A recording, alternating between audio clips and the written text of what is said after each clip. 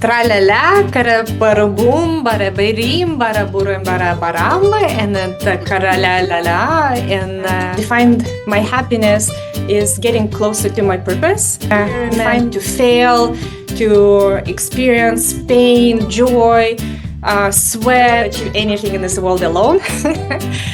You need the feedback. Yes, trainings could be very boring, but they're so needed. Bramba.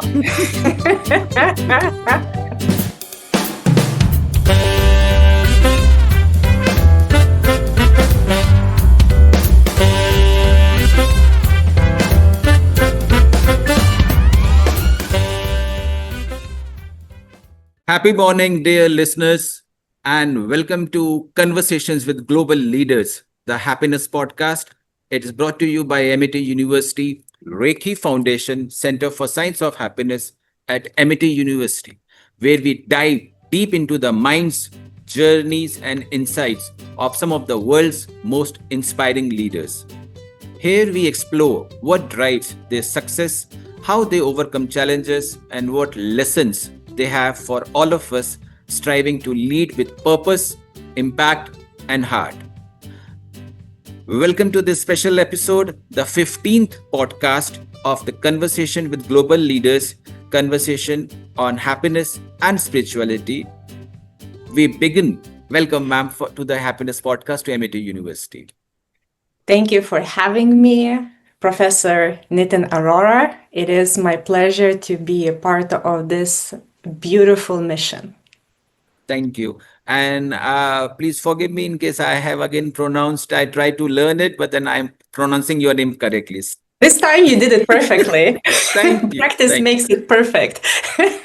Thank you. Thank you.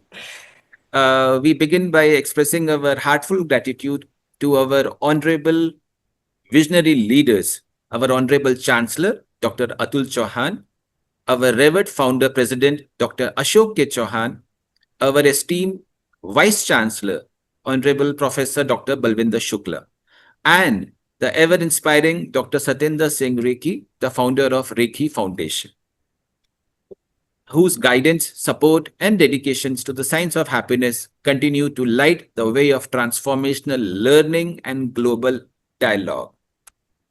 So, in each episode, audience, you have been expecting authentic stories, practical strategies, and thought-provoking ideas that you can own and start your own journey of happiness and leadership and well-being, whether you are leading a team, whether you are building a business, or simply aiming to be your best. In this podcast, we will try to uncover the mindset along with my wonderful guest, Miss Inga, how to shift your perspectives, how to add on a new daily habit, how to break the limits, and how to grow. That's the topic of the session, how to grow and break the limits. So today we have the privilege of speaking with Miss Inga from Lithuania. She's a remarkable Olympian and a business leader whose journey has transformed how we think about performance, resilience, and intentional leadership. So get ready to gain clarity, confidence, purpose, and new perspectives from Miss Inga. Miss Inga is a leadership coach and a founder and CEO of O Founders and Elevating Leadership Institute. Her experience spans Olympic-level competitions, business analysis, and startup leadership, including directing the first MIT FAME Sports Entrepreneurship Bootcamp, with over 15 years of coaching 300 plus leaders across global companies like Oracle, Salesforce, HubSpot, and Harvard Medical School. She specializes in elite performance and sustainable leadership through the Olympian mindset, the art of breaking limits without breaking yourself. Inga's coaching approach is rooted in the belief that business is a competitive sport. She emphasizes the importance of precision, intentionality, and discipline, mirroring the preparation of elite athletes. Thank you. Thank you for the introduction. And I can't wait to go deeper into topics that you prepared. Thank you, Ms. Inga. we are also excited to learn this would be our first podcast with an Olympian and a famous javelin thrower, a javelin, you can say sports person. In India, we also had right now we are Indians a fan of one javelin sports person is Neeraj Chopra, a sensational person and which has made javelin sports a very much popular sports in India. Since as a happiness professor, I would like to relate those sports and the happiness perspectives. So here we are with you. Watching Chopra throw, it is so beautiful to see how perfectly what you mentioned even in my bio, what I really go deep with my clients is precision, and you can see in his technique so precisely energy flows into the implement and then it flies. It's such a beautiful feeling when you can see how this representation of energy direction into the right place results. The first thing, and I remember Neeraj Chopra, one famous style. The famous style is okay, whenever he throws the spear, he always have a joyful ritual that he always does that. Whether it is like this, that is his pet kind of a thing. So we used to wonder why he don't know whether his spear has landed or not, whether he has broken the record or not. Why does he have a smile on the face and a gesture like this one? So when this question was asked to him, he said, I don't want to know whether my spear will land or no.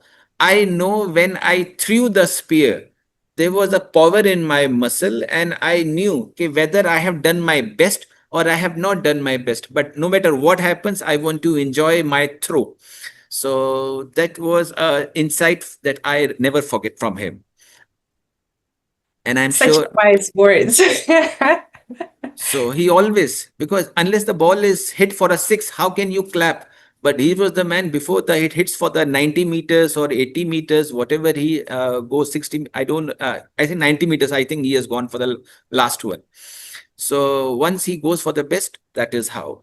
So that is a big joy that we can understand from sports people like you. Okay, so Miss Inga, we would be starting with the first section, which is on personal happiness. So, as a Lithuanian Olympian and entrepreneur, how do you personally define happiness today? Such a good question. And I defined my happiness is getting closer to my purpose, which is to grow by helping others to grow. The more aligned I am to representing that purpose, and this is how I evaluate my calendar, what I do in the meetings, and this gives me a direction. How it is like to be an Olympian? Because we only play in the streets. We only play in the streets. We only play above on the terrace of the house only. We as a professor or many of my students, they have no even clue what is an Olympian person, an Olympian joy. What is to be an Olympian? It is hard work, also some luck. Because I know a lot of my friends who were having world championship medals, but they never been Olympians.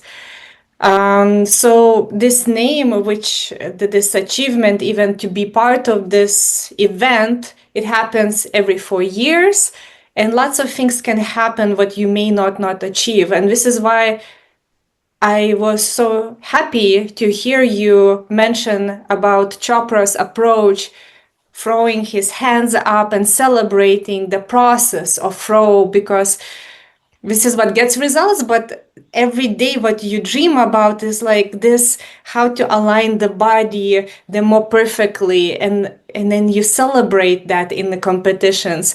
So when you dedicate, and this is what I ask the first question when I started working with Olympians athletes to help them and support them in mental states in preparing big competitions. Why are you in sport? Because the chance that you become Olympian or win gold medal in Olympics is very, very, very small.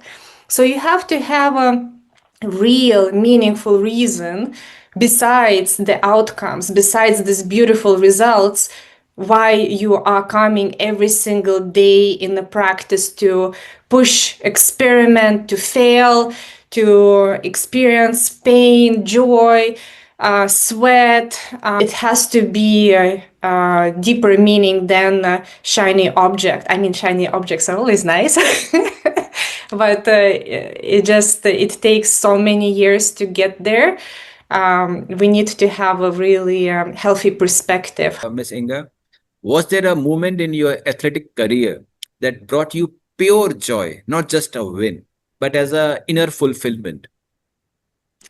And those were the moments when I was walking on a field with my coach, coach here in Lithuania, Antanas Silesius, or in US, where I train with Coach Dan Lang. And then we were analyzing, experimenting, testing, trying, the process of training, on discovering what are my strengths, how can I use them in different aspects and ways, what produces the best results, those record-breaking results. And this discovery, this process, it ignites to come back to discover something new and to see how it works and how we grow. That feeling of co-creation, this is what I get the most excited and fulfilled by. So, in that process, you must be working in silos or like only with the coach, or you used to have a team? Together, together. You cannot achieve anything in this world alone. You need the feedback, with whom you collaborate to bring you to reality too, because I don't know if you had the chance to tape yourself presenting, or at least I represent or watch my own videos in Javelin. I thought like I do one things, and then you look at the tape, it's completely different. And it's like, what's happening? So this feedback brings you to reality, not only to the imagination but you have about yourself or what you do, and to align that to actually make that impact what you dream of. So yes, you need the coach, and then you need the team. You need the team to support you. None of the big goals are achieved alone. We all contribute to each other's success. So I remember what you just said, the feedback. We used to talk to one vocal trainer. So he said, "Ke I have yet to find somebody who don't who love his own voice." Because once you hear your own voice in a video format, you will not be able to believe this is how you sound. Because he said, "Ke first of all, when you speak, actually you listen from inside the head, but what you hear on your video, this is outside the head. So there is always a difference." So yes, you said rightly, it is on the feedback, and they have to tell that this is not the voice that you convey to the audience. So you have to hear the voice what is conveyed to the audience. So that is, the feedback is most important. I'm sure this matters a lot in training and coaching also. Very much feedback by the coaches. Very, very important. Yes, trainings could be very boring, but they're so needed.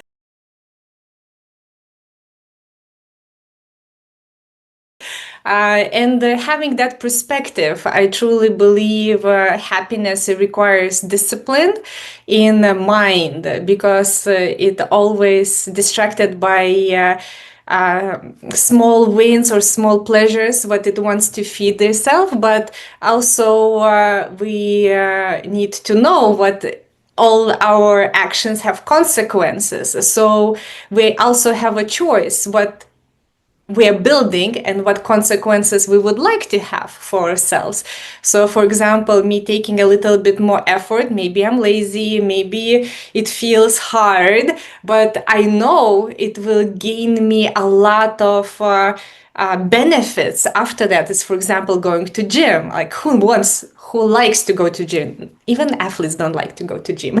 But you know, if you're gonna go, the magic gonna unlock in your body by movement, by increasing blood flow by interacting with others.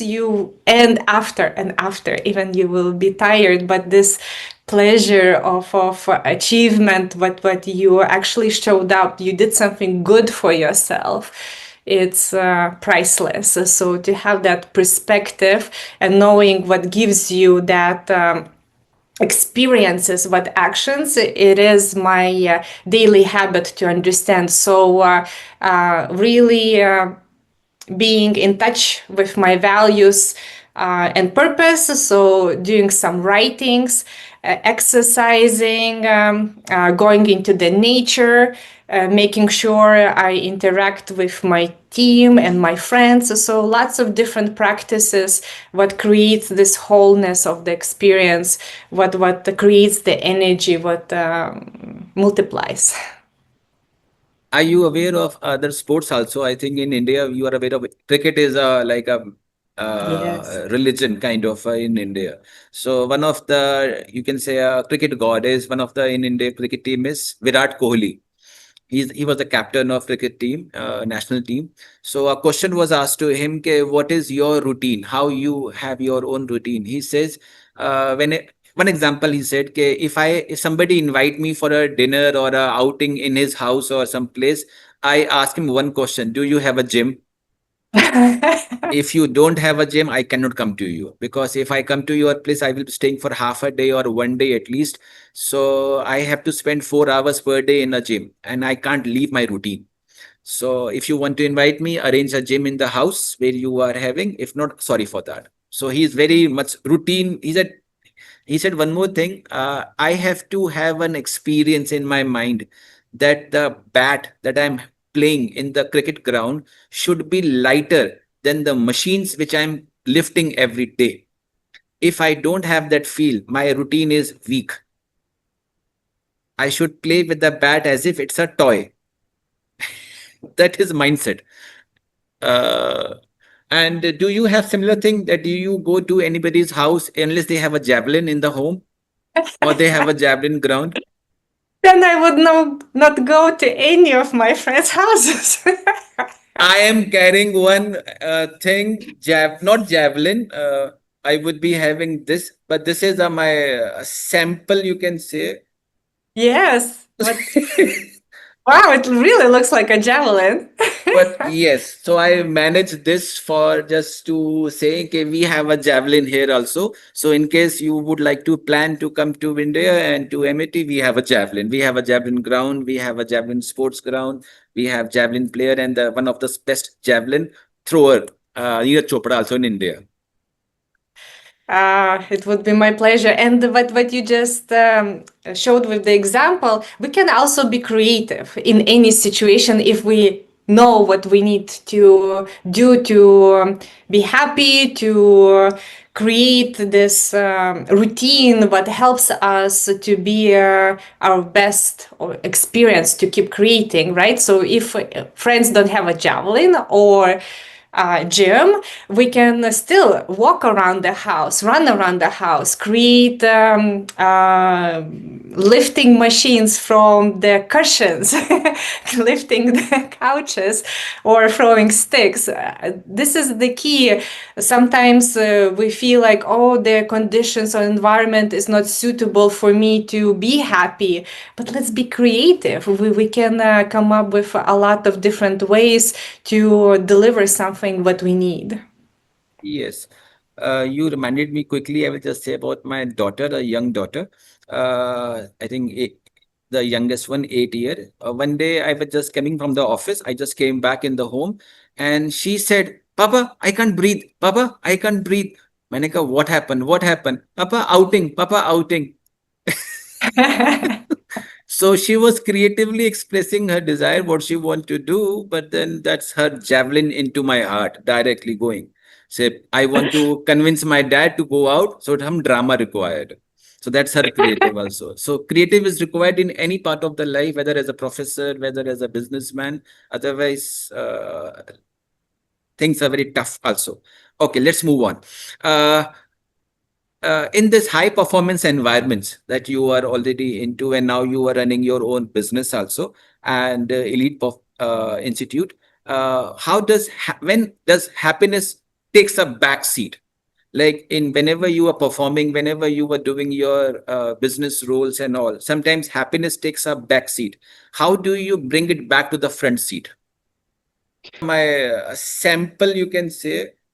Yes, but wow, it really looks like a javelin.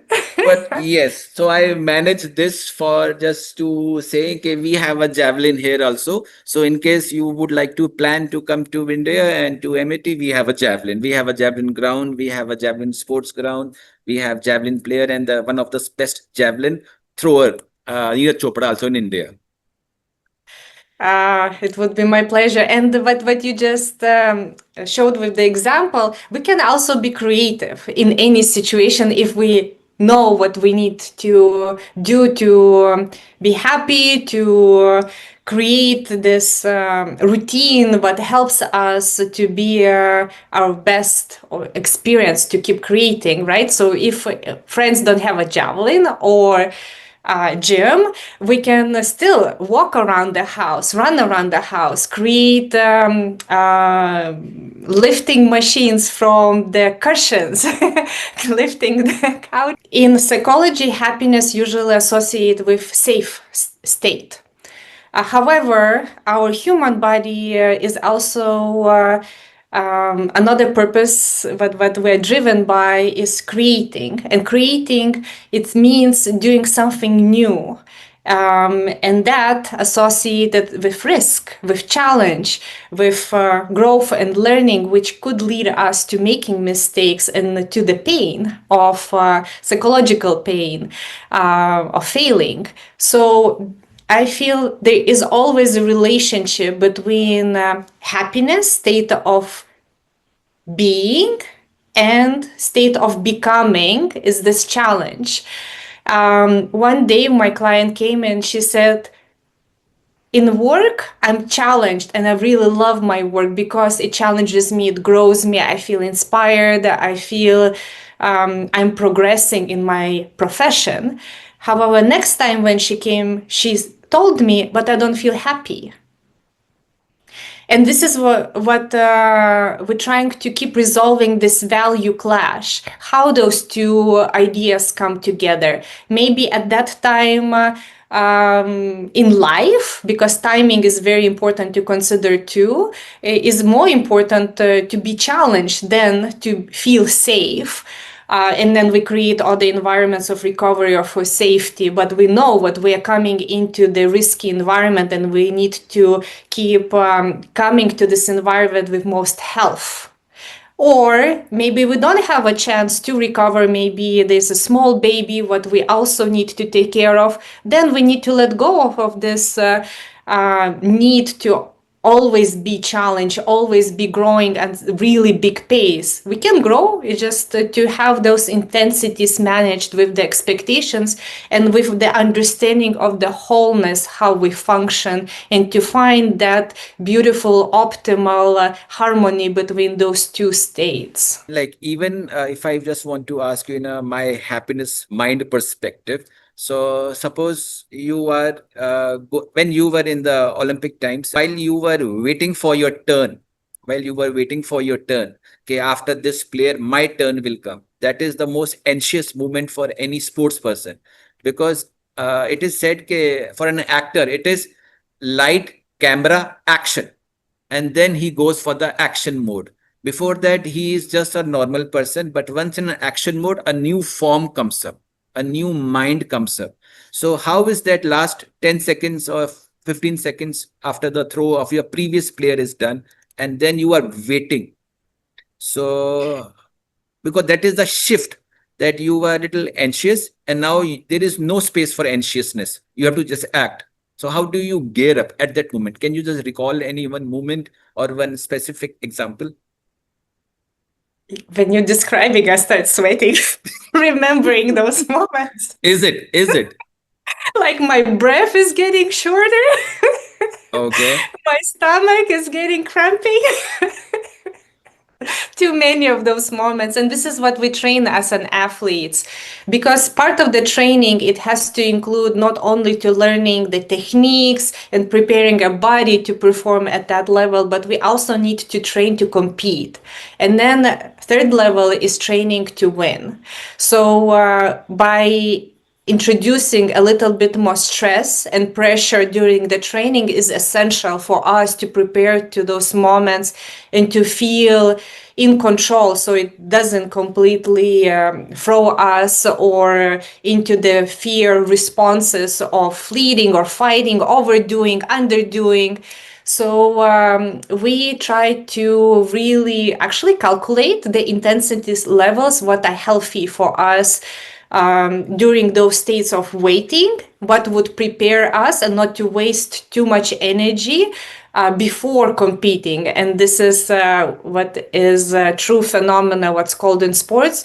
You competing before the competition, you burning your all energy before competition. So we really need to be careful what it would not happen. So we actually plan those waiting times and preparations times with a lot of precisions, where how our body feels when we pay attention to that, how are our emotions, how we check in with ourselves. And also the most important is where is our attention. So there are 4 different types of the attentions what we can use in different times based on what we need from ourselves. And I really like with our clients, we create for ourselves this lever of stress where it feels appropriate, and we check in with ourselves and to see if we are freaking out too much or too little. Because in high performance, we need stress. What you said, it is a special state what we're entering. It is not our average state what we are functioning, but it needs to be right amount of it. Usually it's about 7 or 8 as a lever. And in waiting, we can start estimating where we're at. So if we feel like at 11 out of 10, how to bring it down. We have and develop techniques. Is it the breathing? Is it one of my actually team members from Elevating Leadership Institute? He competed recently in a run, really ultra run in the mountains, very demanding. And then you feel not even like 10 seconds before the performing, but whole week before performing, you already start feeling the stress, the adrenaline getting into you. And he found in his notebook this saying, it just doesn't matter. So sometimes because this state becomes so intense, because we put so much pressure for the importance of this thing. So yes, it is important thing, we realized, but we also need to know how our body functions. Like if we don't let it go that importance and say like, I know how to do it. I have enough power and training to deal with it. It's not my first time. Or even if it's first time, if I fail, the world not gonna collapse of that. So really learning how our mind functions and what kind of thought affects us physically, how to function, how to perform, and being disciplined with that, where's our attention.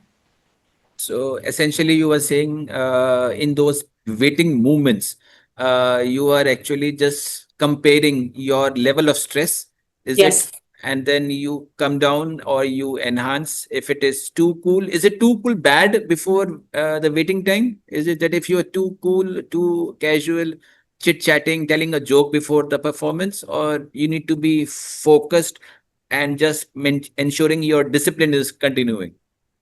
For different athletes, it's different. So you need to know what works for you and test it out different approaches. Also, you, I will tell you a funny story. I had the 2 images for myself, because how I work, it's through the visuals. For me, it's harder to express myself by words, but by visuals, it's very instant. So I would create 2 images for myself for competition. what would help me to get into the states needed to perform. So one day, my coach tells me one of those images. He said, like, be a cat. And I replied to him, like, can't you see today I'm a butterfly? And the difference was when I was be feeling in my body too light, kind of like too high in the clouds, like I not connecting to my body. I needed to feel the groundedness, and to pull that power from the runway. I needed to imagine myself as a cat grabbing this ground and then hopping through the runway with javelin. But if I would feel too grounded, like really heavy in my body, I needed to feel lighter. So I would need to bring myself up with this lightness approach of this fragility of the butterfly, what would balance just in optimal state myself. So yes, sometimes you create funny things, but whatever works to get yourself faster into where you need to be. You muted. Inga, if you could gift one habit of yours or your mindset to everyone listening right now, so what do you think you could want that somebody take my this gift, somebody take my this mindset, this helped me, and this will help you as a student, as a teacher, as a employee or an employer, anybody, one mindset that it immensely helped you.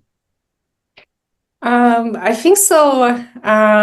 What coaches gifted me is mindset of playfulness, of experimentation, because I coming from Lithuania where everything is super serious, everything needs to be done perfectly, no joking around, and this is how I approached, because I thought this is how success is reached, only from very, very being serious. So this concept was very unfamiliar for me, just to have fun, just to play. It felt like it's so not serious, it's not professional. But it actually unlocks a lot of creativity, a lot of energy, what you can use to completely different level. As a kids, when they enchanted by what they're doing, they don't care if they're building sandcastles, if how beautiful that sandcastle should be, and how everybody should admire them for that. Like, no, they right away jump on it and destroy it, and it's even more fun. But they create these bonds, this shared experience and the fun for themselves, where they're beaming with it, going home. So for us too, yes, we have responsibilities, we need to earn money, but we also need how we function in a play state. We function way much better, because recovering from setbacks, it's much easier. One of the god is Lord Krishna, you can say, and he is known for one thing. He has been known with one statement called as Leela. Leela. This Leela. world is a Leela. His Leela means this world is just for your play. This world is a play. If you can, and one of the best statement that I have heard from a good actor, when asked about his understanding from this philosophy, that how do you become a good actor? So he said, I interpreted in this manner: if you can act as if you can act in a movie like it's a real life, and if you can live your real life as if it's a drama. So this can bring playfulness in me all the time, and I can do my best in both the zones, on the camera, off the camera. So thank you for telling this wonderful mindset, how that be playful. Okay, wonderfully. Now we are done with the first section of personal happiness. The warm-up is done. Now we go on the next section, number 2. It is organizational professional happiness. So shall we go on to the next section, Inga? I hope you Such an important question, because also a lot of my clients go through, they whole days are packed with meetings. So they just go as a function, show up, they don't know what's going on, but they need to lead it. So it becomes very draining. At the end of the day, you are so exhausted, no time for your personal life or your family, and you just move to another day. This is what we're creating. Is like, how can we at the end of the day to still have a little bit more energy? What needs to be changing during your meetings during the day? Let's track which meetings actually give you energy, which ones drain you, and start understanding and creating those experiences where we are aware and get the energy from our work and our meetings. And the end of the week on Friday, we are still having energy to live life besides our professional life. So in my meetings, what I do, we started the Elevating Leadership Institute to support executives, so to remind them of this mindset. So we train them, whoever comes to our institute, as professional athletes. So we give all the tools, skill set, and strategies how to understand what it means, high performance, and then what it looks like not only in profession but in the wholeness as your experience as a human, in both in three types of different levels, like personal, professional, and family. So the key is to know why we are in that meeting. So it's very, very important to keep reminding the purpose, what we are trying to achieve, and then how the values. And as a leader, it is very important to manage the energy during the meeting. So one of the questions after we take care of the tactics, what needs to be achieved, it's like, how do you like to end the meeting, with what kind of energy? So we also then need to be mindful how we need to start the meeting, so we would end at that energy, and monitoring during the conversation. So if people don't have that capacity to do things what is planned, maybe it's better to reschedule to another day, because it's not going to be effective meeting for anyone, and none of the good decisions will be happening. So us to understand where we at, what needs to be done, and then what capacity it needs to be happening. This keep finding the optimal levels. It's very important. This is the first thing what I learned in javelin throw. If it is scheduled technical workout, and I come in and my coach asks me how you feel, and I feel distracted or still didn't recover from yesterday's practice, we cannot do technical workout, because I will injure myself. Or even worse, I will learn the movement, what is not right, and for me, unlearn it and change that movement into right, it will take me twice longer. So us really managing the stress, like, oh no, it's scheduled to be technical meeting. If I'm not gonna do technical meetings, I will fail. Like, this is the most important for me to reach my results.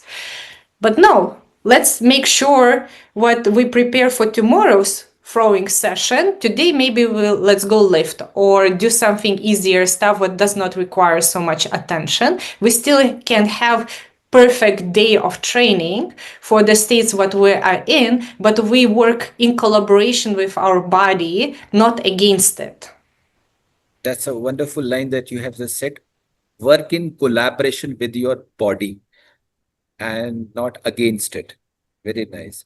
Inga, just wanted to say one thing to you. At AMITY Center for Science of Happiness, we talk about 4 levels of happiness. One is body happiness, second is mind happiness, third is emotion happiness, and fourth is energy happiness. So at the body, we always say it is 3 things: the food, the fitness, and the sleep. If these 3 things are managed, your body is happy.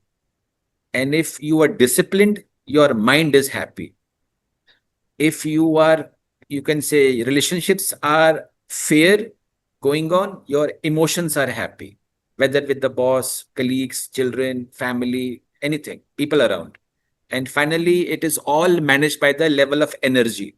If you leave energy low in your body, you will not be eating right food. You will have a weak sleep. Even if you are weak in the mind energy, you will be casual. You will not be disciplined. And same in the emotion. To survive in a relationship, you have to keep the energy high in terms of forgiveness, compassion. They are high energy requirements for to forgive somebody. To be angry is a low energy output, but to forgive is a high energy output. So we talk about this. So glad you brought this thing that you have to work in collaboration with your mind and the body and the energy. Thank you for bringing this point.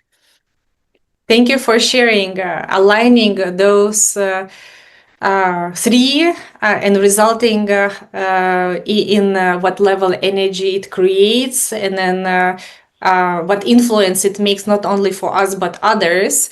This awareness, this is what I call high performance. And usually, high performance is our inner state matching to outer demands, our inner capacity matching to outer demands.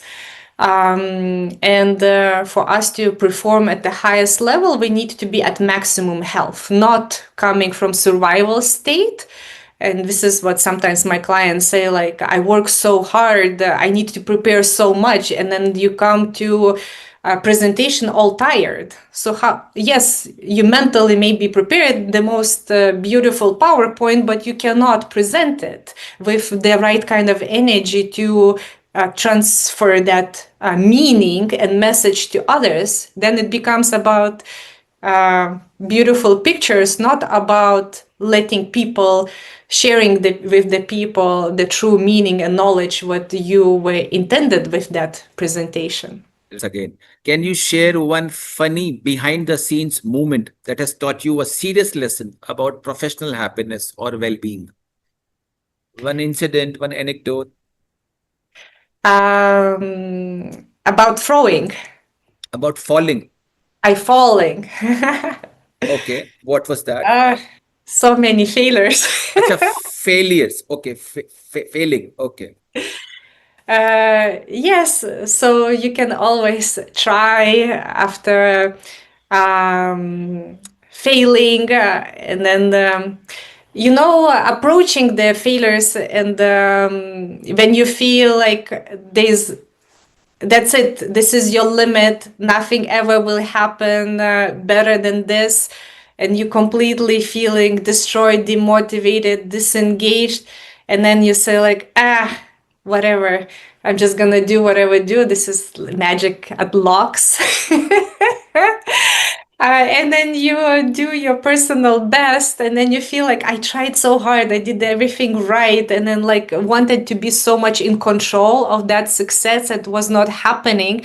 And the minute you submit yourself to whatever there is, you let go, everything is unlocked. So this is what my was biggest lesson, what I need to leave door open of for a little bit of unknown, unexpected, and not wanting to control absolutely everything. Because the minute what I realized, what I thought what the best could be, it could be even better, but I don't know. And I'm limiting myself with that. This is why before competition, we don't think about, when journalists ask you, so how far you want to throw today, 60, 62, 65, the world records, you try not to say any number because you don't know.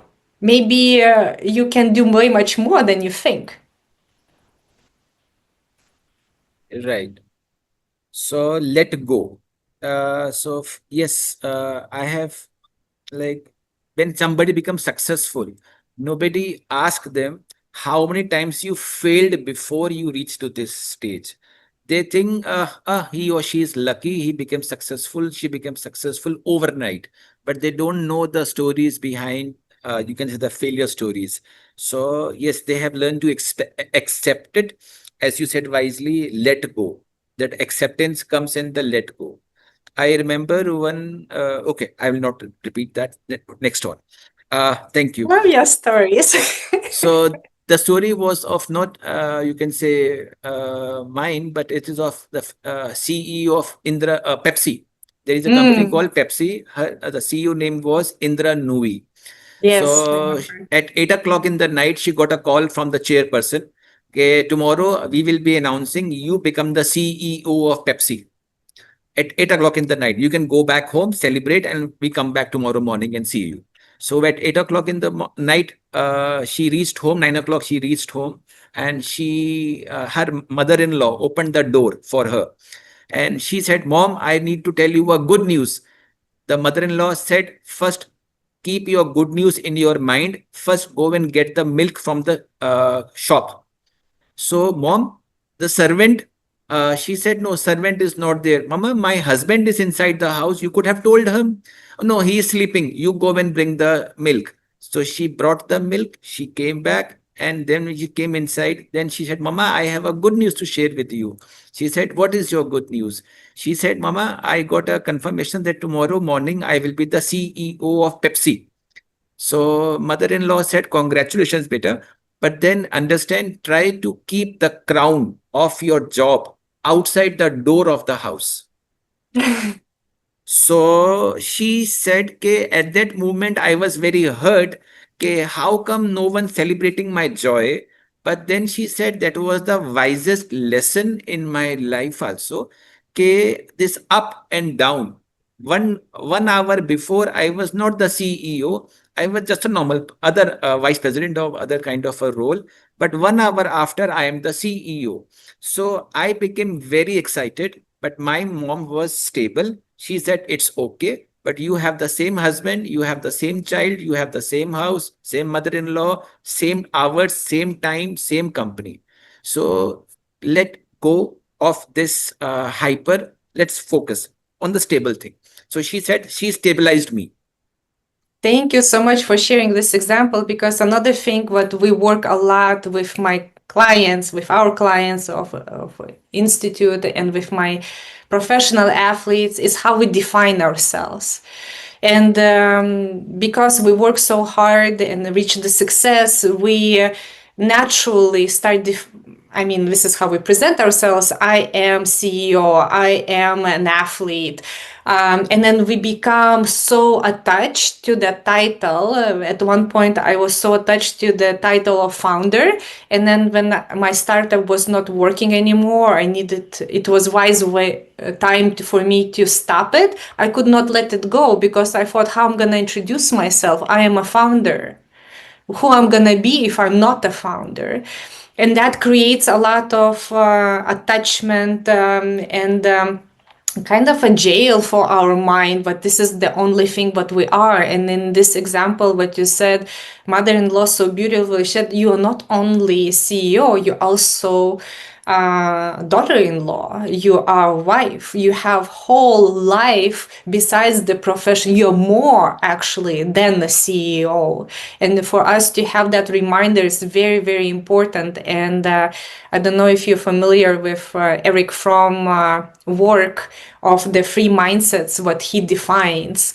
What people may have is I am what I have, is when we're attached to the possessions or to titles. Second one is I am what I do. So usually we can see now in the work days when we attach ourselves to our jobs, to our actions, and which leads usually to burnout, because otherwise we don't feel worthy or enough if we don't do something, if we not achieve one more goal. And the third one is which brings fullness, but is the most complicated one to assume and embody, is I am what I am. So I really like to keep checking ourselves in whatever we at, especially at the stressful moments, to give ourselves perspective of wholeness. Again, can you share one funny behind the scenes moment that has taught you a serious lesson about professional happiness or well-being? One incident, one anecdote. About throwing, and then be mindful of what choices we make and consequences of what it comes with. Yeah, so I keep loving your examples. Thank you. What is your secret recipe for transforming stress into smiles at work, even when the coffee machine is on strike? I think so. Humor is very, very important. Again, this concept of playfulness. However, the stress usually comes from the notion of what if we fail. So I like to also imagine what example you just said from different perspective. What if we succeed?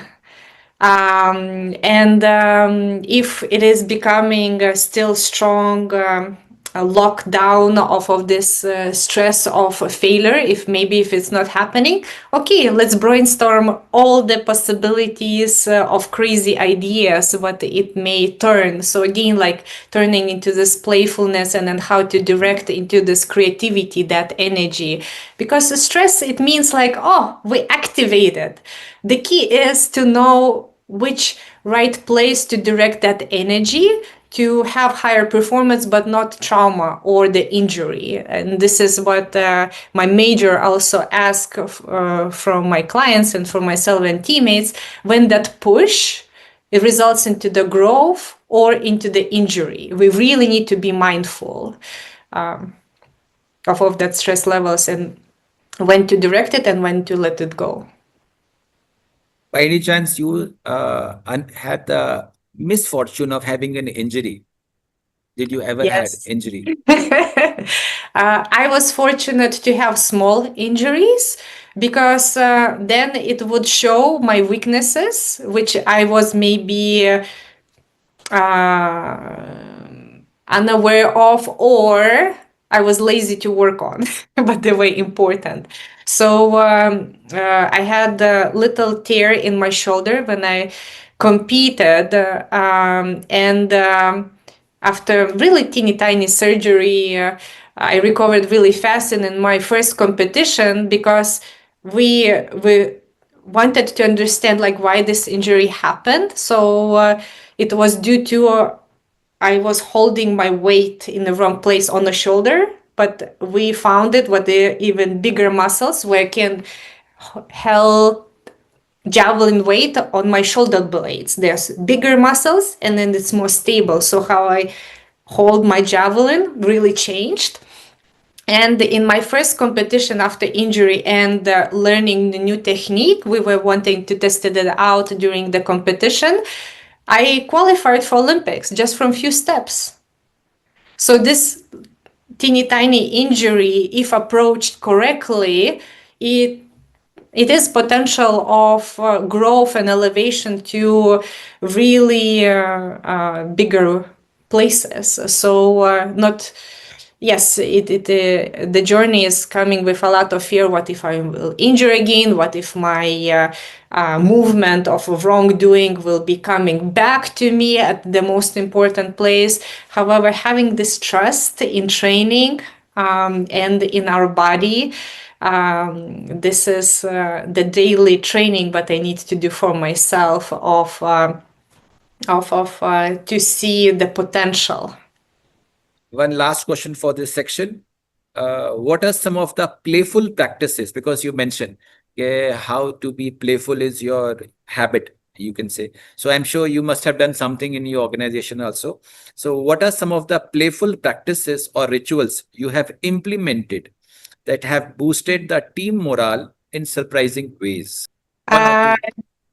To be honest, in the beginning of our calls with my main team, with executive team, we share what we learned from our hobbies. So all of us have hobbies, and now through these conversations, what we have, it developed to be quite professional hobbies.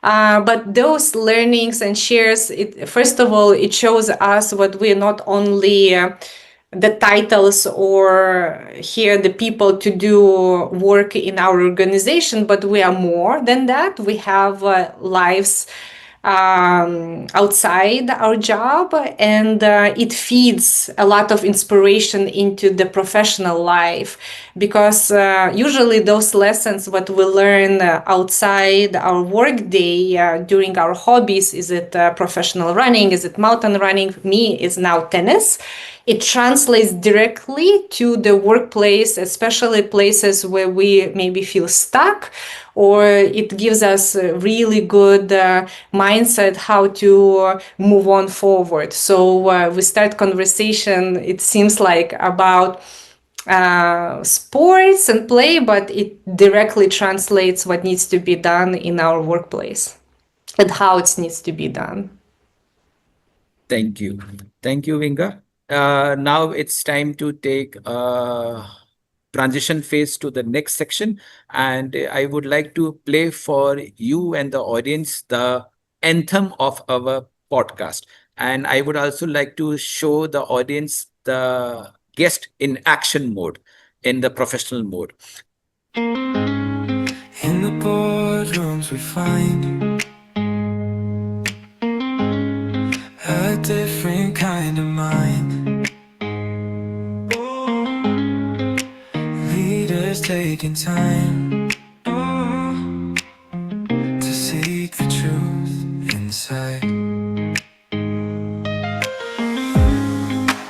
Heart and soul aligned.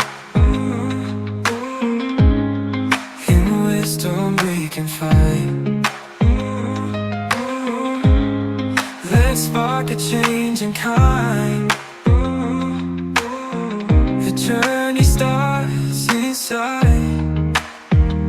Executive harmony. Together we'll explore happiness and spirit. Fearless in spirituality. We're searching for much more. At the Center for Science of Happiness, where peace and joy reside. CEOs and guides, Chikama. their story is far and wide. From boardrooms to the tide. In a peace they'll fly. Executive harmony. Together we'll explore happiness and spirit. Fearless in spirituality. We're searching for much more. At the Center for Science of Happiness, where peace and joy reside. From the highs to lows, the wisdom of the pros. In each step we'll grow, with every word they show. Executive harmony. Together we'll explore happiness and spirit. Fearless in spirituality. We're searching for much more. At the Center for Science of Happiness, where peace and joy reside. Yeah. From the highs to lows, the wisdom of the pros. In each step we'll grow, with every word they show.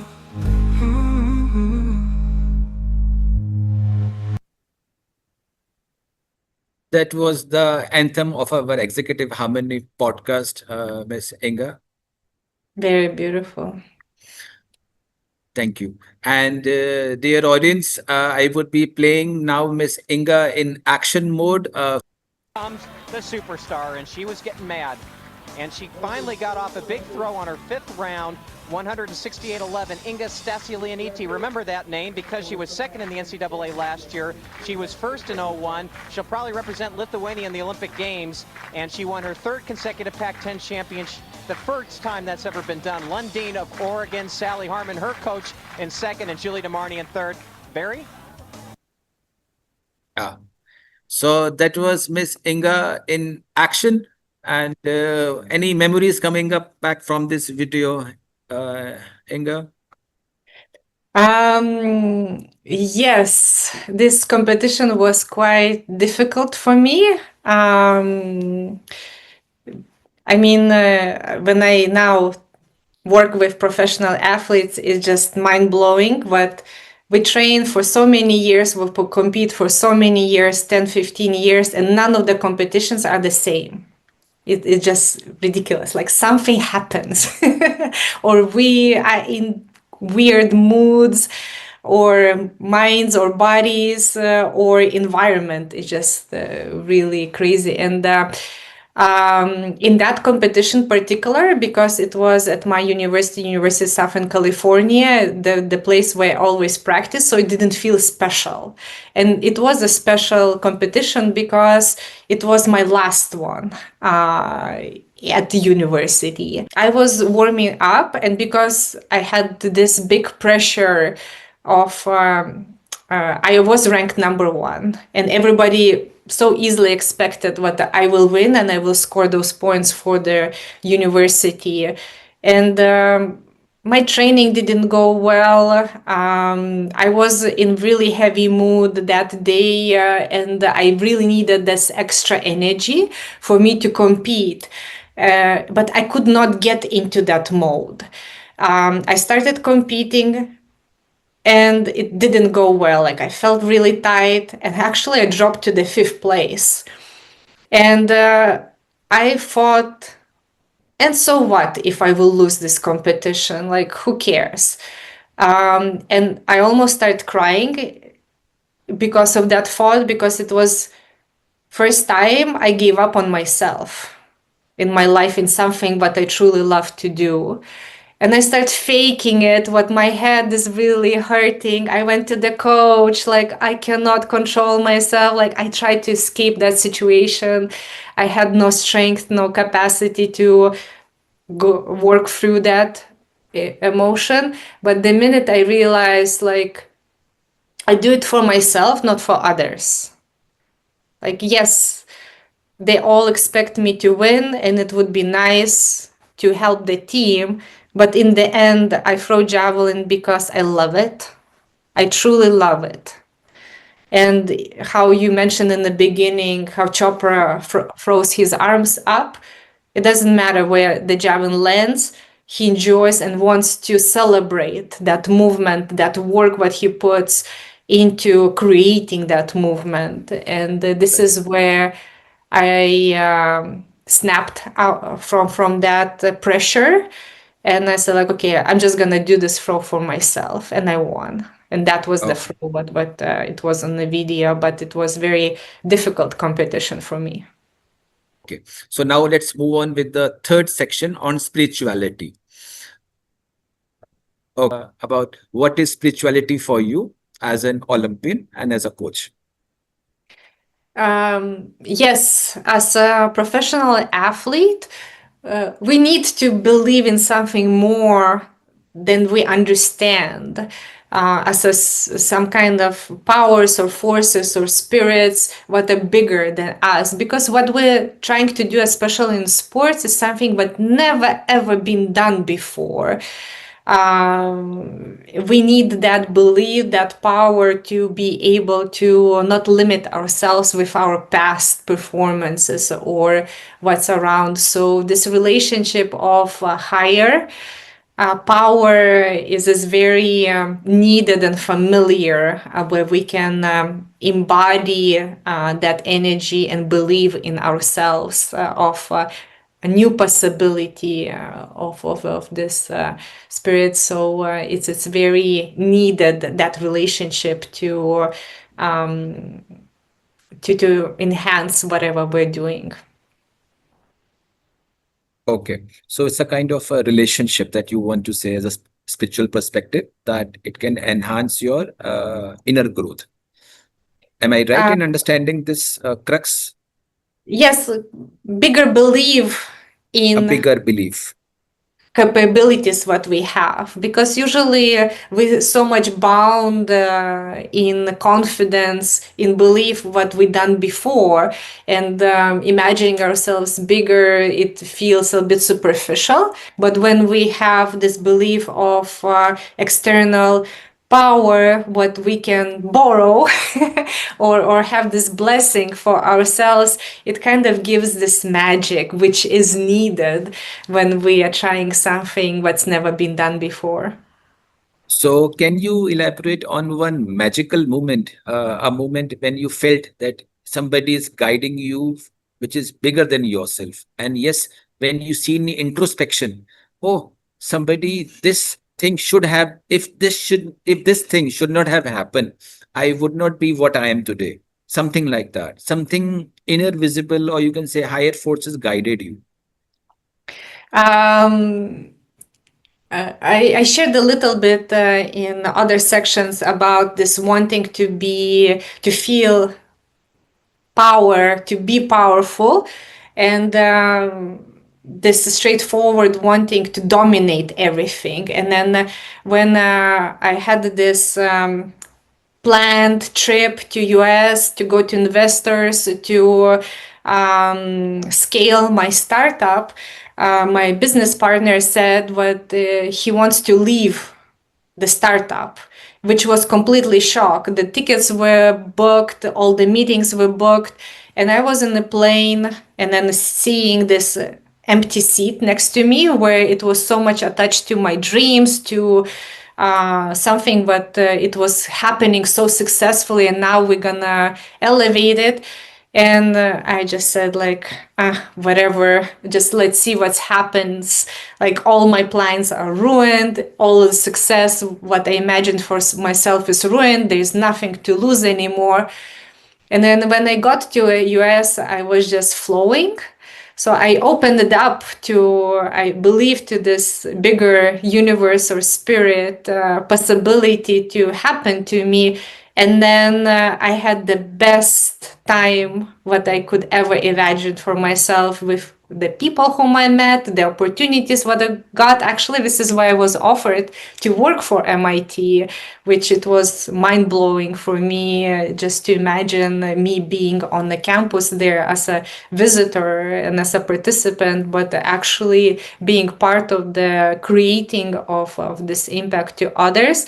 I never ever would imagine. And at the same time, how I got into the javelin, the man with mustaches said you will be a javelin thrower. I had no idea with what that means. And then when I get to the practice, he said we're training for Olympics. And at that time, my biggest dream was to get a good job, to get a good salary. That's all what I imagined my life to be. And when me opening up to more, when I imagine to happen, and just to saying yes to the universe and opportunities. So I am really, really mindful not to over wanting to dominate and to over control things. So MIT was a good experience for you. Magical. Magical. May I ask if you do any kind of a practice or any kind of a thing to be spiritually centered? Do they involve any, like, do you do some yoga or you do silence retreats or maybe singing or? I really love at least once a week to do certain simple yoga. The practice what I do already for 5 years since I discovered that video on YouTube, it just so perfectly aligns this rhythm of the movement of the body, of the breathing. And I really love in the end, they ask just to sit. And what I discovered when I sit, I started hearing my inner voice. And every single time, throughout so many already times when I sit in some different way, I hear myself speaking to myself. So it represents what's happening to me, and what I didn't have a chance yet to process or pay attention to myself, the inner myself. Because usually you on the go, yes, you check in with your energy levels, but it's always this a little bit of performative self, where you're trying to accomplish something, you're trying to align, you're trying to manage yourself and the things. But here you truly face yourself, no matter whom you're gonna meet. Sometimes this little Inga, she like bites my head off. This is kind of imagery. So like what you're doing to yourself, like be more gentle and kind. Sometimes she hugs me. Sometimes Jesus says like, okay, chill. But I feel like it really centers me when I let honestly to face myself in that practice. It's like you are able to hear your inner voice, means when you relax, so you can see the real mind of yours in action mode, and then you can observe like a observer, like what is Yes. my mind saying. Okay. What my body, what my heart especially saying, not what I want it to say, but what is actually in what state it is. So we say in India something like that, okay, don't be a lousy manager of your body and mind. Be the best CEO of your body and mind, and keep a check on what your body is saying, what your mind is saying, what your emotion is saying. Don't get attached with all the three, but listen to what they are saying and take a wise decision. So they are like your three babies: body, mind, and emotion. Take care of them and you keep the energy high. So energy is the currency by which you feed all the three. So beautifully described and so accurately. One last one, and then we go to the cool fire zone. So last is, if the soul had a training plan like the Olympics, what three daily reps would you prescribe? Something physical, because the mindset what you describe, and it's quite interesting to university. What you managing Happiness University is in India, and I'm from Lithuania and US, and we are arriving through different experience to absolutely the same conclusions of really paying attention to our body. It's number one, because I feel like if it is tired, no mental, no emotional state can follow or override our capacity. So if we're tired, and we need to accept it. So really celebrating and respecting our body, whatever it's saying. So definitely exercising. All my clients need to do some sports. Okay. Dancing or whatever. It has to be some physical practice. Emotional Okay. practice, it's all about keep learning the language, what it is saying. Like first time when I arrived to US, my coach asked me, how do you feel? And at that time I was around 18, and I think so first time adult person asked me that. Usually it was always telling me what to do. It doesn't matter what states I am in. And I thought I reached the success because I was really good follower. So when he asked me, I said like, who cares? Just tell me what to do. And then when he asked me again, it's like, how to even answer this question? I didn't have a awareness. I didn't have importance of it to learn that about myself. And I thought I'm moody, so that's me, take it or leave it. But actually learning how my moods shift and why, what influences, it gave a little bit more alignment and what we talked about, discipline, how to create those states what are not harmful to myself or others. Because yes, I was a part of certain time where I was even not being good influence for others, because I was so focused on my own success. So learning the language of emotions and then learning to speak it. So that's emotional practice, and mental, really practicing attention shifts. That has to be, especially with our today's world with so many distractions, attention just jumps around in the as bunny. So kind of to really practicing it where it needs to be. I truly believe this is how the happiness and connection with our souls, with our spirits happen. So those are three practices: body, Okay. exercise, language, and attention. Now, we move on to the next section, which is a cool fire section.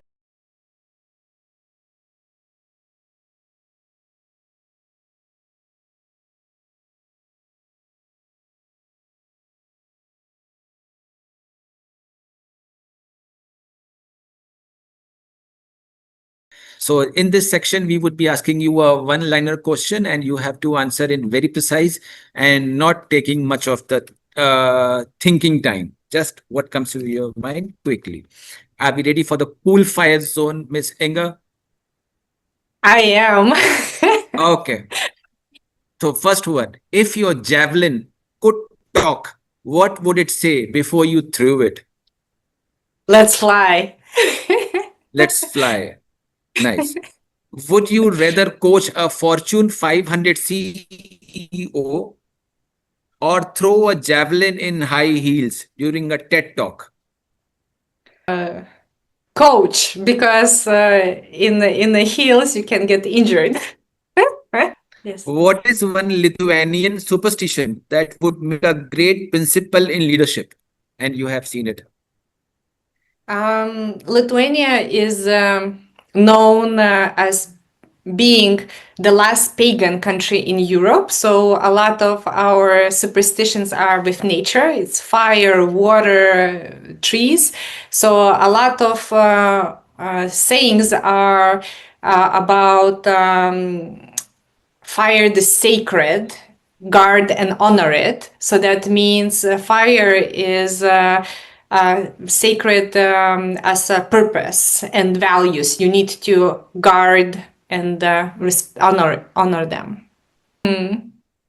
What gives you heat? What gives you fire in your spirit? If ever had a dream where when you are late to coach Elon Musk and end up coaching a llama instead, how did it go? I would prefer to coach Llama because not Llama, everyone is coachable. I don't think so. Ellen is coachable. he is you can say a genius of a different sort, and he has his own mindset. And today's newspaper, we had an article I was reading. His father has given an advice to wonderful this man Elon. Okay, take a rest, come to India, take a rest for a few days. And Yes, wise if words. if someone made a biopic of your life, what would be the title of that biopic that you think?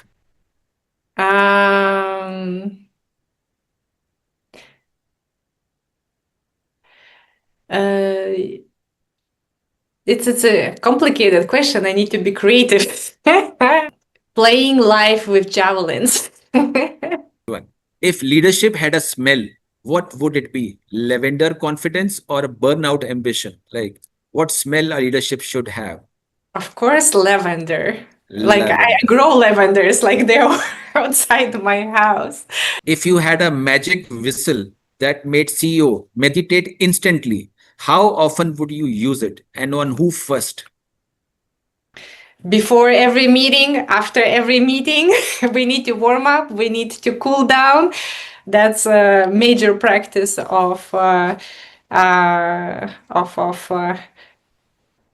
performer athlete, and for the whom, absolutely for every leader. So it means this is an observation that leaders in a meeting, they're always unrelaxed and unfocused. You mean to say that or something else? not processing. Not So much processing. agenda what they're having, and so much is about them. It often is getting lost of their understanding and seeing people and their states at the meeting. So really being in connection with the purpose, in connection with people, in connection with yourself. So not to get lost that. And mind gets lost that really easily if it's not taking those poses. Okay. Before I ask this next question, I'm going to tell you a short story, and then so that you can understand the context of my this question. One time, Einstein was moving in a bus, public bus, and the ticket checker asked him to give him the change of the ticket amount.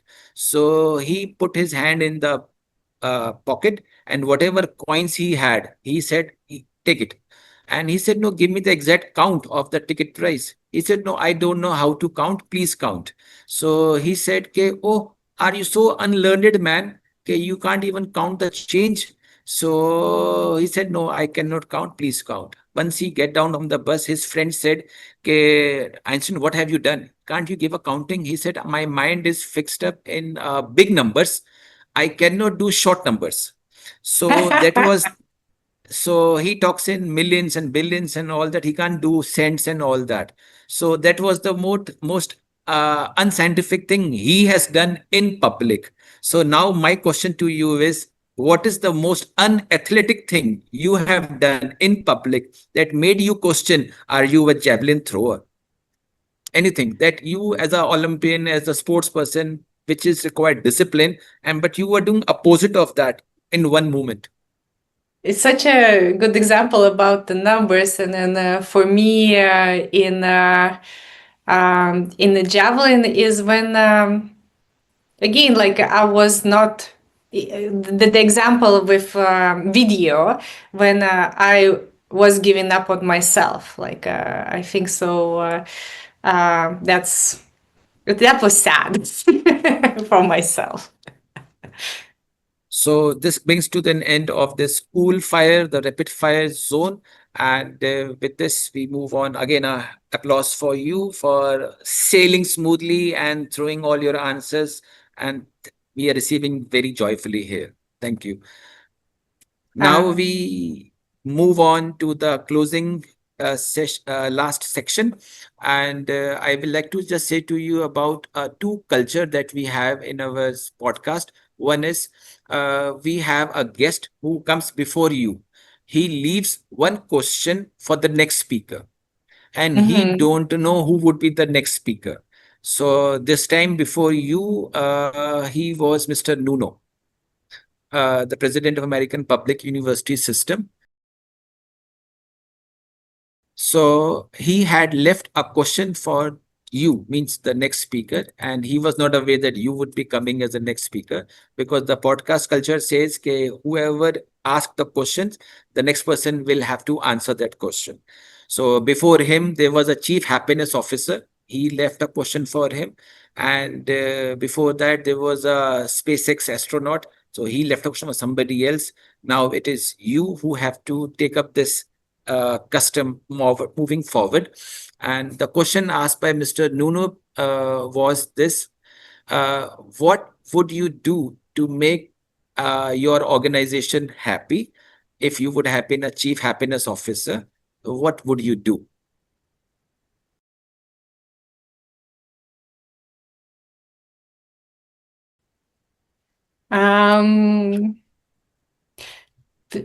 Such a good question to be always aware of, because usually you go into the organization with mindset of achieving numbers and then having this very clear goals. However, also being aware of, which is such an important also part of my life, how we achieving those goals. Even in sports, you can achieve wins in so many different ways. Some of them not nice ones, like with maybe taking some substances or being mean to your competitors. But also whatever results we're achieving, also being proud of how we're achieving. So making sure no matter what results, we celebrate each other and us showing up, us putting efforts, and then us learning how to be more aligned. So that I feel like is very important practice to keep reminded at ourselves. I just like gonna go by Chopra's hands up no matter what. Exactly. You're muted. What I can see. I'm saying now we would be also doing this after javelin. We would be raising the hands.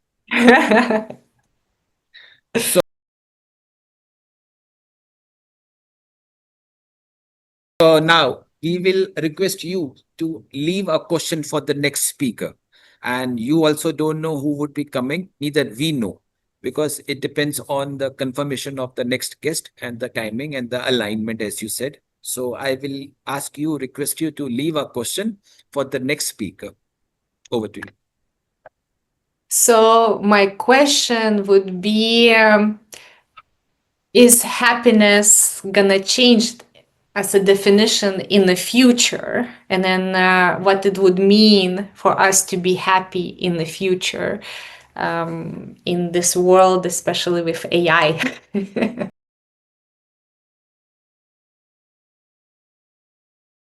Now we are coming to a section of, you can say, closing, and we want to first of all thank you, Inga, Miss Inga STASIULIONYTE, Nite. Perfect. Right. On behalf of everybody, on behalf of my team, my students, our students of Center for Science of Happiness, we would like to thank you for your wonderful time. And our team has created in this digital world, since you are, if you would have been in India, we would have given you a different kind of a memento, a kind of a token of appreciation. But in this digital world, we have created a different kind of memento for you. So if you permit, then I will share that memento to you and honor to you, and as a token of appreciation from all of us to you. It was such a beautiful conversation, and you're right. I did a lot of podcasts, but the first time it is with such a joy and creativity. So thank you. Thank you. I will be, what surprise it is for you is, maybe it would be again, we have created a song for you, custom, Oh, wow. only for you, and I will be playing that song. So Yes.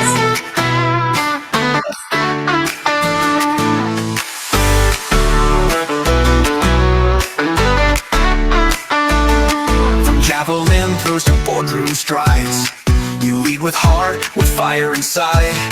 Olympian soul so dignified. With every step, you turn the tide. Inga, you're throwing light, not just the spear. The storms of doubt, you bring us near. With grace and power, you show the way. At AMITY's heart, you brighten the day. From our center of happiness, we say thank you today. From coaching halls to startup wings, you've taught us joy in serious things. Intentional minds, disciplined flow. In your footsteps, new leaders grow. Inga, you're throwing light, not just the spear. The storms of doubt, you bring us near. With grace and power, you show the way. At AMITY's heart, you brighten the day. From our center of happiness, we say thank you today.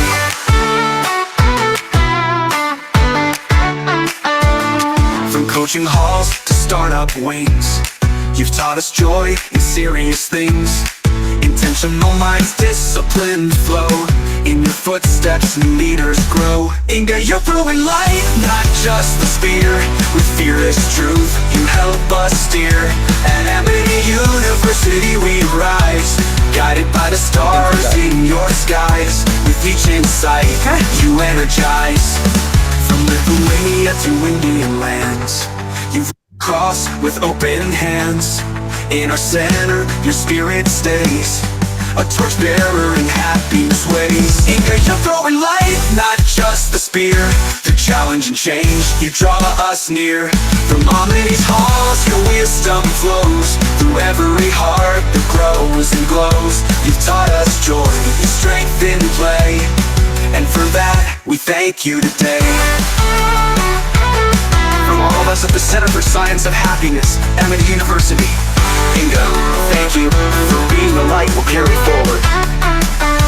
Wow. And who is next to you? Yes, on behalf of students, we have a representative just to say thank you to you. And the song that was made, I'm sure he's not looking at you. He's not looking at you. And now he's looking at you. And first of all, how did you love the memento, the song? I am mesmerized and so impressed. I'm very, very grateful for this talk, and I appreciate you, and your team is absolutely magical. With this, we come to the final thing, and from your side, can you tell a joke? This is what I'm still in touch with my coach Dan Lang, who taught me how What's to his throw name? javelin. What's his name? Dan Lang. Dan Link. Yes, Okay. he's one of the best coaches in US for throws.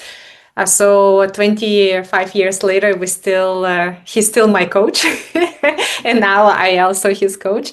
But if you remember when I said first time, he was the person who asked me how I feel. And then I refused to answer that question for quite a while. But one day I tried to answer that question. At the same time, when I came to USC, I didn't know English. So I was still learning how to talk, but English was so complicated for me. I refused to pronounce in the correct way the words. I would pronounce it as I see it, as in Lithuanian language. So when he would ask, and this is how we talk even today, how I feel, I would reply, I'm tired, my muscles are heavy, they are tight. But yes, this kind of language still stays together. Accent, no accent, we still understand each other of trying things. Okay. Now, the challenge for you before we go for the closing, whatever you have just said, this moment that brought smile to you, and it is a lifelong memory for you. In our perspective, we say gibberish conversation. Gibberish conversation. So in gibberish conversation, the idea is very simple. Okay, you have to speak in a language which you don't know. Right. So now if I will repeat my question the same way, please tell me a joke. So now please convey the same joke to me in a language which you don't know. Like, for example,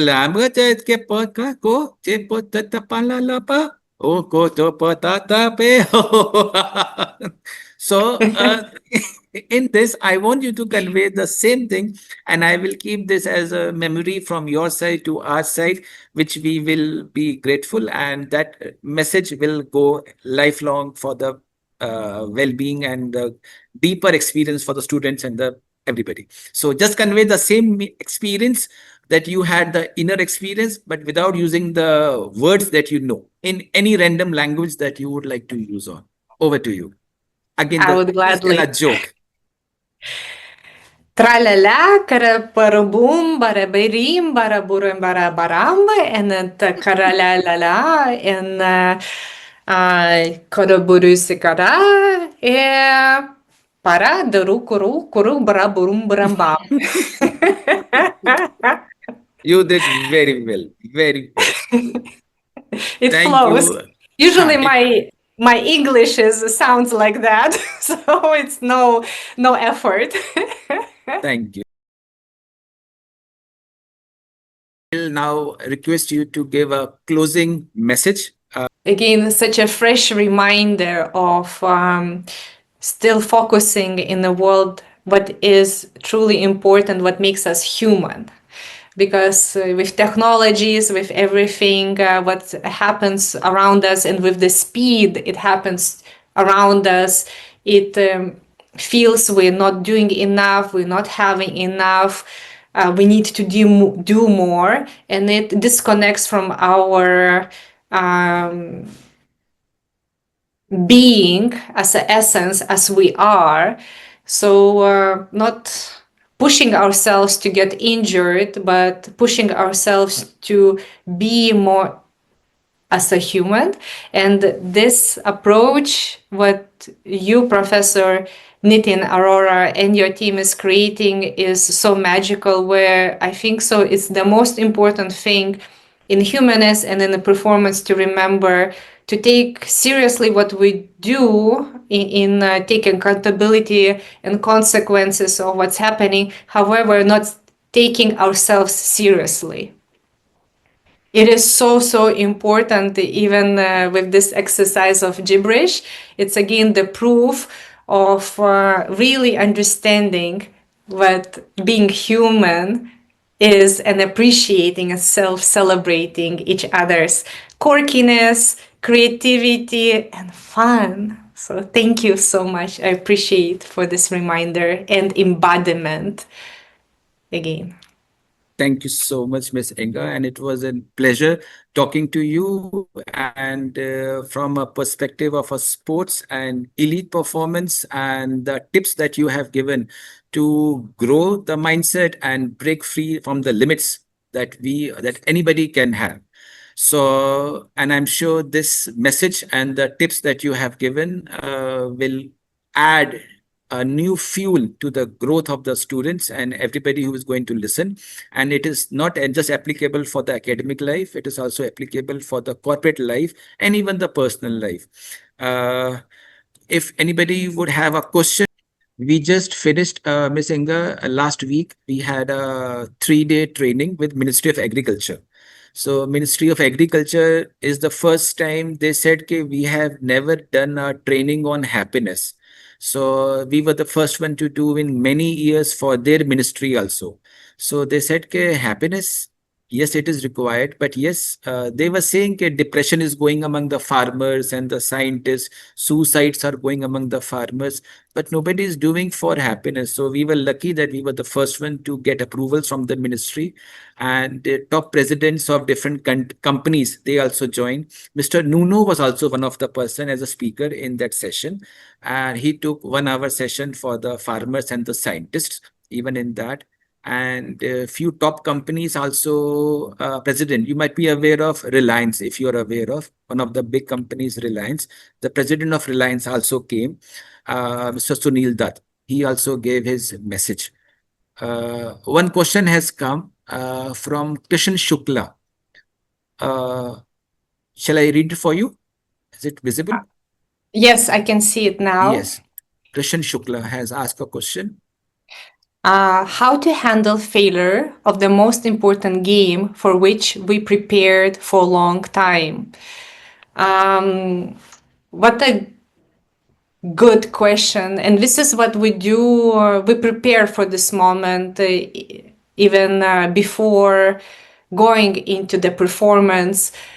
And prepare how is by understanding in every performance, every absolutely athlete wants to win in the competition. That's the major part why they're participating and competing, or why even us as adults raising ourselves in professional life, bigger goals and wanting to achieve.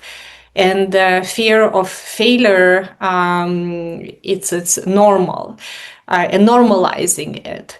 And preparation is where, besides wanting to achieve the end goal, we also focus what is the learning experience for myself I would like to have during this performance and competition. For example, for my Olympics, I failed because I didn't win the medal. I didn't even show my best performance, what I was ready. In the warm-ups, I was throwing the distances what would get me in the finals easily. So after that, I was absolutely disappointed and sad, feeling ashamed, especially for people who invested so much time in developing me. But at the same time, I learned the biggest lessons for me in life, what enhanced my life after that. So every failure, it has some key to some magic. And if, yes, we allow ourselves to not be afraid of that feeling of failure, and it will give us that key to unlock the magic for the next time. So kind of having this failure in perspective. So that's my long answer into such a complicated but very important question. I hope, Krishan, you must have got the answer directly from the best person, for key performance coach. One question I have got on my message, it says, how to enhance energy and how to have focus. Energy is by being sensitive to ourselves, and the biggest energy draining is self-critique. And this is the biggest and chronic stress. So what we do with our clients a lot is to make sure we end stress cycles after every significant performance. And it could be meeting, it could be negotiation, it could be project. We just say to our body, it's done. And then we have little transition time to whatever is happening next. Even as a coaches, we have these rituals where we wash hands and see how our emotions and feelings go down, so we would not carry to another meeting, because we need to be fresh, we need to be open. Yeah, there are a lot of really good techniques what we create for ourselves, but the most important is not to be self-critiqued, but respect and read the language of our body, of our emotions, and have this beautiful relationship with ourselves, in guiding ourselves, how you said it, being honorable CEO of ourselves. And then the energy flows. Thank you so much, Inga. And I'm sure this question answer would have reached to the person. It will in short time. Thank you so much, and for your kindness and your big-hearted support for giving this extended time also today. And I'm sure you must be fully occupied with the professional athletes who are coming to you to take advices. And I'm sure when I was in college time, I used to be, you can say, a volleyball player and a badminton player also. So we used to win some medals here and there in competitions and all that. But after that, no more sports. Now we make happiness games. So when center of happiness, this is a rule. Everybody have to create a happiness game. And right now I'm setting center of happiness only. So there are many games all around that they make it up. I will send you something. And with this, we come to the close, and I don't want to take much of your time, and I would convey my gratitude to you. And thank you so much, the wonderful audience, for joining us. And on this episode, 15th podcast on Conversation with Global Leaders, conversation on happiness and spirituality.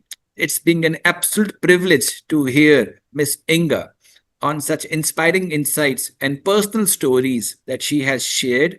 We hope You all have gained, just like me, I have gained much more clarity, motivation, fresh perspective, and some ideas how to break free the limits.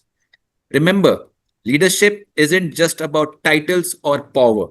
It is about showing up with intention, courage, and a commitment to growth, both personally and professionally. If you can do it joyfully, you are doing the good job. Whether you are leading a team, an organization, or simply yourself, the lessons shared today by our wonderful guest, Miss Inga, will definitely help you to unlock your fullest potential. With this, if you have enjoyed today's conversation, please take some moment to reflect on your life and make some alignment or integration of the tips given by Miss Inga. And you can always share your views as per your time whenever you get time. And this will be on the YouTube channel shortly. The link will be given below. And until next time, keep striving, keep growing, and remember, every leader has the power to make a difference. This is Professor Nitin Arora signing off from the Happiness Podcast, and stay inspired, stay empowered. Thank you once again, Ms. Inga, and we are deeply honored for your kind presence. And we love to welcome you to AMITY University on campus whenever you are here. I already participate in happiness sport. What you're creating, I want to qualify for Happiness Olympics. And thank you so much. It was a wonderful learning from you and a joyful learning from you. And thank you for sharing everything joyfully to all our wonderful audience, students. Thank you so much. Thank you so much. Signing off from here.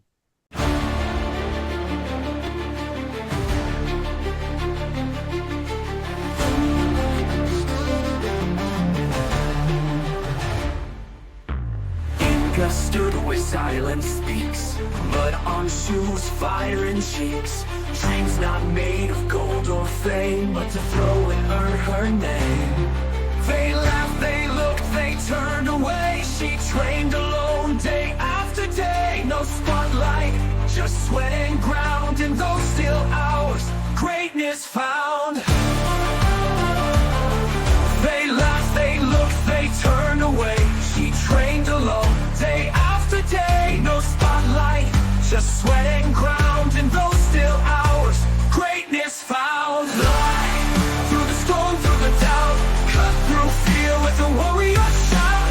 Not for glory, not for show, she lets the javelin fly and grow.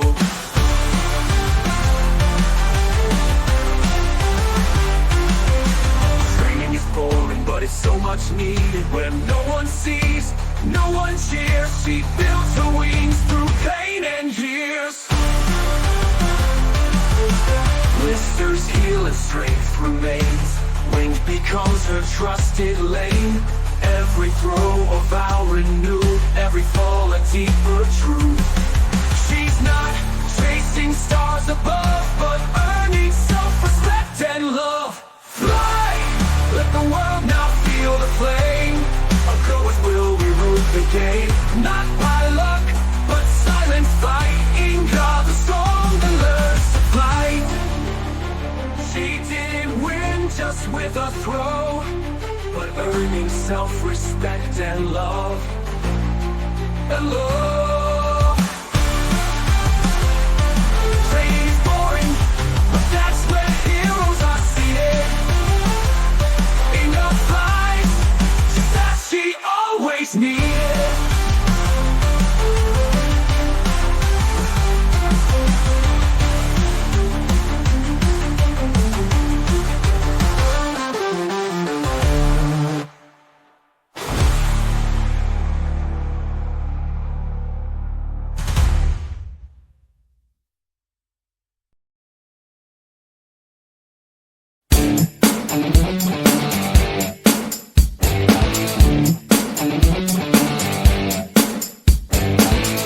Hey hey चलो ना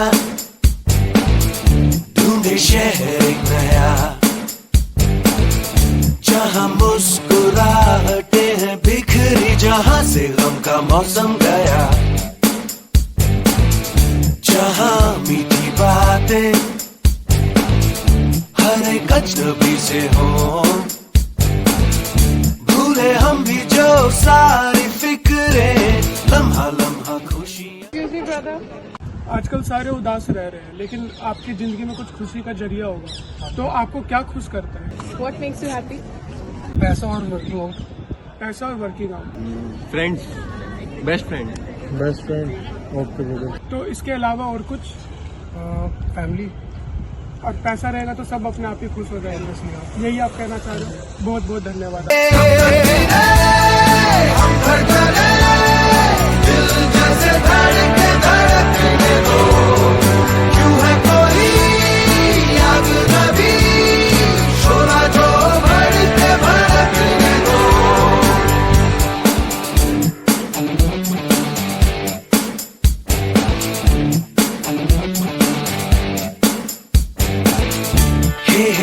चलो ना गाए नए नए गीत, खेल ऐसा क्यों ना कोई खेल जिसमें सब ही की हो जीत। इन दिनों भूलो तारे कोई भी देखता नहीं, देखे उनको दीवाने हो के कोई कितना भी हमको टोके। खुली हवा हो खुला समा, जागे हुए हो सब अरमा। बेबे बेबे बेबे हम धड़कने दिल जैसे धड़कने धड़कने दो। क्यों है कोई आग नभी, शोला जो भड़के भड़कने दो।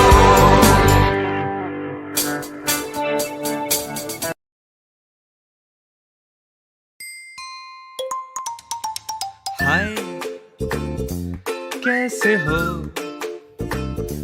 खाया क्या खुशियों की कसम।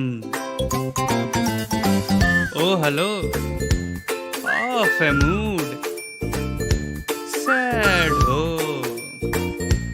तो सुनो। देखो मैंने तो खा ली है हैप्पीनेस वाली कसम, इसके साथ ही कह दिया tata bye to all the गम। हाय कैसे हो, खुश हो क्या, सच कहो। ओके लिसन, देखो ना झूम रही हूँ पूछो कैसे। सबको रिकमेंड करती हूँ मैं हैप्पीनेस वाली कसम, जिंदगी में एक ही काफी है, नो टेंशन हम हैं मगन।